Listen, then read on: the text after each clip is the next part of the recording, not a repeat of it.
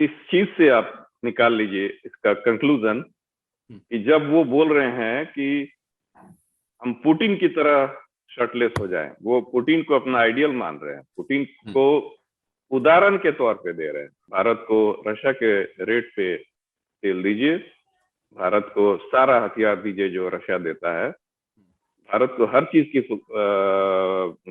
भरपाई कीजिए। हमारा रूबल जो $1 के इक्विवेलेंट पहले जनवरी फरवरी से पहले 75 रूबल का $1 होता था, अब वो गिर के 53 हो गया है। देखिए G7, मेरा पर्सनल जो ख्याल है, G7 is not better than G20। आप G20 को ज्यादा महत्व दीजिए। मेरे ख्याल से हमारा देश इसके लिए तैयार रहेगा, और बिना रशिया को आप इग्नोर करके वर्ल्ड लेवल पे किसी भी चीज को, बड़े मुद्दे को आप हल नहीं कर सकते हैं। आपको बड़े मुद्दे को हल करने के लिए रशिया को साथ देना पड़ेगा, या तो ईरान का एटॉमिक मामला हो, सीरिया का मामला हो, और भी अफगानिस्तान का, ऐसे बहुत सारे ऐसे क्षेत्र हैं। आप नॉर्थ कोरिया को भी ले लीजिए, बहुत सारे ऐसे क्षेत्र हैं जहाँ पे बिना रशिया के आप कोई सॉल्यूशन नहीं निकाल सकते। लेकिन ये तो कह रहे हैं G7 वाले कि हम खुद से ही सॉल्यूशन निकाल लेंगे। और आज की बैठक में जो सबसे खास बात थी वो ये भी थी कि वहां पर प्रधानमंत्री नरेंद्र मोदी भी थे, और इस बात की पूरी उम्मीद थी, क्योंकि हमने जब बातचीत की जो अमेरिकी अधिकारी हैं उनसे, तो उन्होंने ये कहा कि वो भारत पर दबाव तो नहीं बनाएंगे, लेकिन वो चाहते हैं कि भारत उनके साथ आ जाए ताकि रूस पर जो है वो दबाव बनाया जा सके, क्योंकि वो भारत को अपनी तरफ खींचने की पूरी कोशिश कर रहे हैं।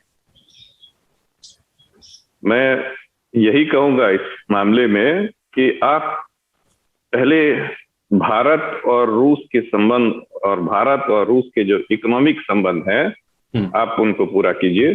भारत को रशिया के रेट पे तेल दीजिए, भारत को सारा हथियार दीजिए जो रशिया देता है, भारत को हर चीज की भरपाई कीजिए, और उसके बाद आप भारत को बुलाइए। ऐसा वो लोग कर ही नहीं सकता है, ऐसा हो ही नहीं सकता है। इसलिए भारत और रशिया का जो इकोनॉमिक संबंध है वो अटूट है। सर, आप G7 की बैठक को किस तरह से देखते हैं? ये बैठक कारगर है? इससे दिशा जो है वो दुनिया की तय होगी? क्या होगा इससे? देखिए G7, मेरा पर्सनल जो ख्याल है, G7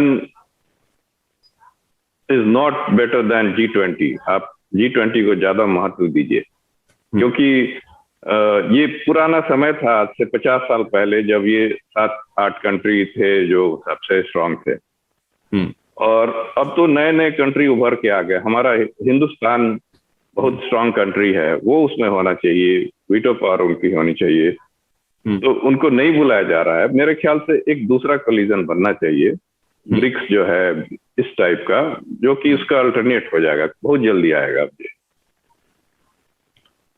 G7 चाहता है कि रूस को झुका दें, रूस घुटनों पे आ जाए। मजाक तो उड़ा ही रहे हैं, अब रूस पर कह रहे हैं कि कड़े प्रतिबंध और लगाएंगे। और हमने जब ये सवाल पूछा अमेरिका के जो यूएस स्टेट डिपार्टमेंट के स्पोक्स पर्सन है, तो उन्होंने कहा कि इसके जो असर है प्रतिबंधों के, वो आपको बाद में दिखेंगे, भले ही अभी ना दिखे हों। अब तो पहले तो बोलते थे अभी दिखेगा, अब बोल रहे हैं बाद में दिखेगा।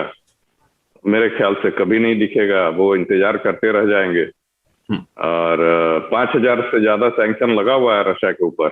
हमारा रूबल जो $1 के इक्विवेलेंट पहले जनवरी फरवरी से पहले 75 रूबल का $1 होता था, अब वो गिर के 53 हो गया। रूबल और स्ट्रांग हो गया, क्योंकि हमने भी इकोनॉमिक कदम उठाया है। जैसे पहले हम लोग व्यापार करते थे डॉलर में, तेल बेचते थे डॉलर में, अब हमारा सारा तेल रूबल में बिकता है, और भी दूसरी जो सेल्स डील हैं वो सब रूबल में हो रही है। इसके चलते रूबल उल्टा और स्ट्रांग हो गया 25% से ज्यादा। सर, वापस लौटते हैं उस इंसिडेंट पर। जब ये सब कुछ हो रहा था तो पीएम मोदी वहीं थे। आज जब दूसरे दिन सब कुछ हो रहा था तो पीएम मोदी उस बैठक में मौजूद थे, उन्हें भी आमंत्रित किया गया है, उनका कोई रिएक्शन नहीं था। क्योंकि वो समझते हैं कि उनकी दोस्ती रूस से किस तरह की है, और जो मजाक उड़ाया जा रहा था ये उसी सभागार के अंदर हो रहा था जहां पर मीटिंग हो रही थी, कई लोग थे। मुझे नहीं लगता कि कोई समझदार व्यक्ति या नेता, खासकर अगर G7 देशों की बात करते हैं, तो इस तरह की हरकत वो भी प्रेस के सामने कर रहा है, तो ये तो वो राष्ट्रपति पुतिन को उकसा रहे हैं। नहीं नहीं, देखिए मोदी साहब का बिल्कुल सही रिएक्शन है। वो हिंदुस्तान के प्रतिनिधि हैं और उनका वो उसमें पार्ट नहीं लिए, दैट इज एनफ। और अभी हमने आपको बताया ये लोग कुछ नहीं कर पा रहे हैं रशिया के अगेंस्ट में, और उनकी एक्चुअली इनफैक्ट देखी जाए तो हार हो रही है। वहां पे इकोनॉमिक क्राइसिस हो रहा है। इन सारे देशों में जो $2 $1.5 में उनके यहाँ पेट्रोल बिकती थी, अब $6 में बिकता है अमेरिका में पेट्रोल। तो पेट्रोल पे तो हर चीज का, ट्रांसपोर्ट के चलते हर चीज पे उसका असर पड़ता है, हर चीज की कीमत बढ़ गई उससे। और ये केवल अमेरिका ही नहीं, सारा यूरोप इसमें है। तो ये लोग हताश होकर के ऐसा कदम कर रहे हैं, इससे कोई फर्क नहीं पड़ने जा रहा है ये। लेकिन this is not a diplomatic language, that's all. ये उनका अच्छा पर्सनल वे में उनका डिप्लोमेटिक कदम नहीं है सर। इसीलिए शायद लोग ये भी कह रहे हैं कि मतलब G7 से आप अगर कहते हैं सुलझा देंगे या फिर जो भी समस्याएं होती हैं उनका हल निकलता है, तो ये तो हल नहीं है, ये तो उकसा रहे हैं आप तो उकसा रहे हैं, कह रहे हैं कि मतलब अगर आप इस तरह की बातें करते हैं, किसी का मजाक उड़ाएंगे, तो सामने वाला व्यक्ति कभी इससे खुश नहीं हो सकता है ना। बिल्कुल। आप G7 में मीटिंग कीजिए, रशिया को बुलाइए, टेबल टू टेबल मीटिंग कीजिए, पूछिए किसको क्या जरूरत है, जेलेंस्की को बुलाइए, बैठ के वहां पे आप लोग सामने आप लोग उसका सॉल्यूशन निकालिए। ये इसका हल होता है। अब लोग मारे जा रहे हैं, लोग परेशान बेघर होते जा रहे हैं, और केवल सत्ता अपनी बात जीत के चलते, वहां के जीत के चलते